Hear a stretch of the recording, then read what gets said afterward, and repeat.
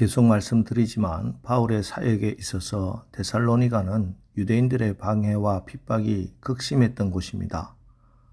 바울이 1차 선교여행을 할 때도 그리고 2차 선교여행 때 데살로니가로 건너오기 전에 빌립보에서도 고난이 있었고 핍박이 있었지만 데살로니가처럼 그렇게 큰 핍박이 있었던 곳은 아니었습니다. 그런데 데살로니가에서의 고난과 핍박은 지금까지 것과는 비교할 수 없을 정도로 큰 것이었습니다. 그래서 바울과 그의 일행은 데살로니가를 떠날 수밖에 없었습니다.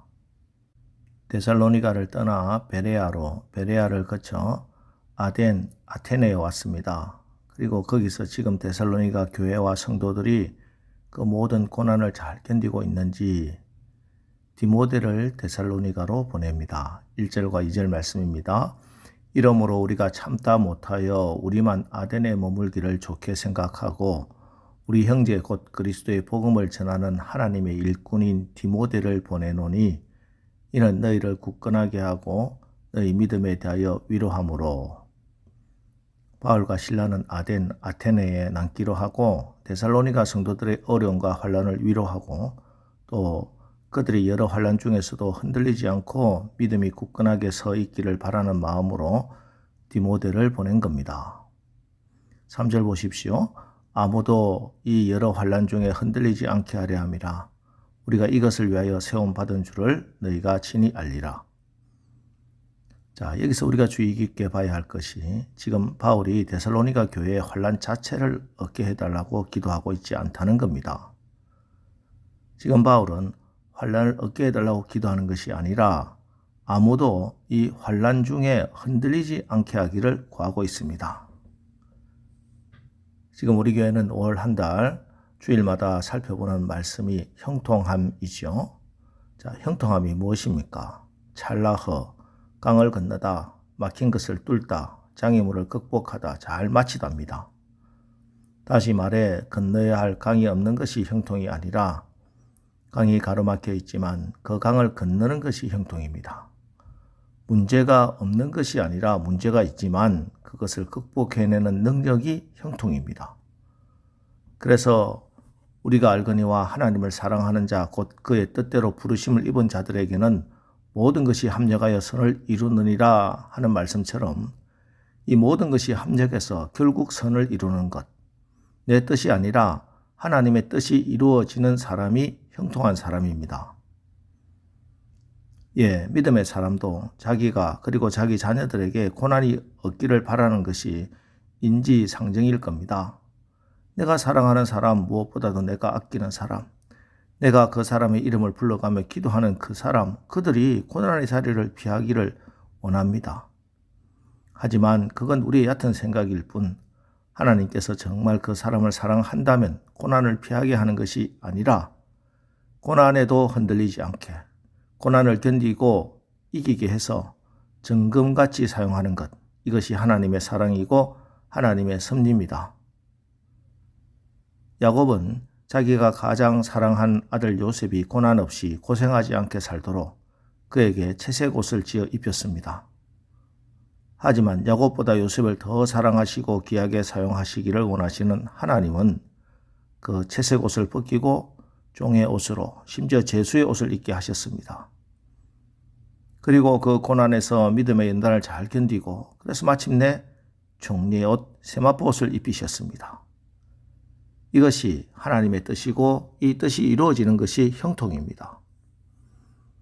그래서 바울도 데살로니가 교인들을 위해서 기도하면서 고난을 피하게 해달라고 기도하는 것이 아니라 고난을 겪지만 그 고난 잘 견디게 해달라고 고난 가운데서도 신앙이 흔들리지 않도록 기도하고 있는 것입니다. 그리고 바울과 실라는 아테네를 떠나 고린도로 자리를 옮깁니다. 그리고 데살로니가에 파견되었던 디모데가 돌아와서 보고를 합니다. 6절 말씀입니다.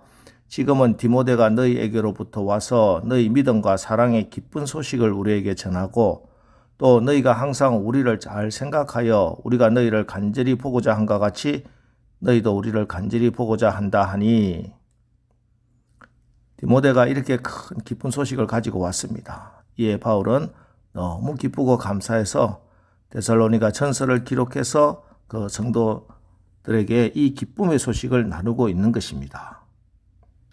자, 그럼 하나님은 왜 이렇게 꼭 고난을 통과시키면서 우리를 그렇게 훈련시키나? 그냥 쉽게 그렇게 하나님이 우리에게 축복해 주시면 안 되는가? 그 이유는 13절, 우리 주 예수께서 그의 모든 성도와 함께 강림하실 때 하나님 우리 아버지 앞에 거룩함에 흠이 없게 하시기를 원하노라. 예, 우리를 거룩함에 흠이 없게 하시려고, 그래서 신랑 예수님이 강림하실 때 기쁨으로 맞이할 수 있게 하시려고 우리를 그렇게 고난을 통과하게 하시는 것입니다. 거룩함에 흠이 없어야 합니다. 하나님의 사람으로, 주님의 사람으로 흠이 없어야 합니다. 흠 있는 제물은 제단에 올라갈 수가 없는 겁니다. 그럼 구체적으로 하나님 앞에서 거룩함에 흠이 없게 주님의 강림을 기다리는 방법은 무엇인가? 12절, 또 주께서 우리가 너희를 사랑함과 같이 너희도 피차 간에 모든 사람에 대한 사랑이 더욱 많아 넘치게 하사. 우리에게 사랑이 있어야 합니다. 사랑이 더 많아 넘치도록 해야 합니다. 사랑이 목적이 되어야 하고, 그래서 열정적으로 견딜 수가 있는 겁니다. 외삼촌 라반이 야곱을 보고 자기 집에서 일한 품삯을 어떻게 할지를 묻습니다. 이때 야곱은 재물을 요구하지 않고 라헬을 아내로 주시면 그 대가로 7년을 봉사하겠다고 말합니다. 그리고 7년 후 라반이 야곱을 속였지만 야곱은 포기하지 않습니다. 열정을 가지고 견딥니다. 창세기 저자는 이 대목에서 참으로 멋진 해석을 붙입니다. 창세기 29장 20절, 야곱이 라헬을 위하여 7년 동안 라반을 섬겼으나 그를 사랑하는 까닭에 7년을 며칠같이 여겼더라. 야곱은 라헬을 정말 사랑했습니다. 그래서 야곱은 7년이라는 세월을 수일처럼 견디고 지낼 수가 있었습니다. 이게 사랑입니다. 여러분, 지금 내 몸이 약하고 가정에 어려운 문제가 있어도, 직장과 사업이 어려워도 하나님을 사랑하는 끈을 놓지 마십시오. 그것이 바로 우리가 소망 가운데 주님을 기다릴 수 있도록 하는 끈이기 때문입니다. 내게 맡겨진 가족과 사람들 사랑하십시오. 그 사랑의 경험을 안고 우리는 천국에 갈 것입니다. 그리고 13절 상반절, 너희 마음을 굳건하게 하시고, 마음을 굳건하게 해야 합니다. 다시 말하면 믿음이 흔들리지 않아야 합니다. 마귀는 우리들의 믿음을 여러 가지 방법으로 흔들어댑니다. 사람을 통해 또 환경을 통해 믿음을 흔들어댑니다. 이때 믿음을 굳건하게 하기 위해서 무엇보다도 항상 깨어서 기도해야 합니다. 제가 자주 말씀드리죠. 우리의 믿음은 가만히 있으면 그대로 있는 게 아닙니다.